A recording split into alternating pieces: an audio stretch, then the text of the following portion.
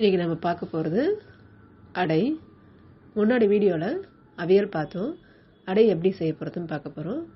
2 tumbler அரிசி எடுத்துக்கிறோம், 1/4 spoon வெந்தயம் எடுத்துக்கிறோம். இது மூணுத்தையும் ஊற வச்சிடுறோம் முதல்ல. அடுத்தது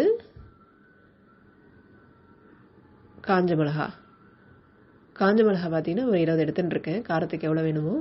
அதுக்கு அடுத்தது கடலைப்பருப்பு 1/2 டம்ளர், உளுத்தம்பருப்பு 1/4 டம்ளர், துவரம்பருப்பு 1/2 டம்ளர், பைத்தம்பருப்பு 1/4 டம்ளர். இதெல்லாம் சேர்த்து முன்னாடி நாளே ஊற வச்சிடணும். அரிசியும் முன்னாடி நாளே ஊற வச்சிடணும், பருப்பு வகைகளும் முன்னாடி நாளே ஊற வச்சிடணும்.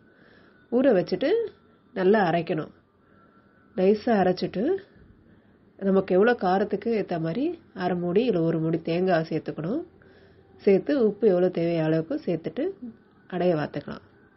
அடைக்கு அவியல் தொட்டு சாப்பிட்டா கரெக்டாக இருக்கும். அடை ரெடி.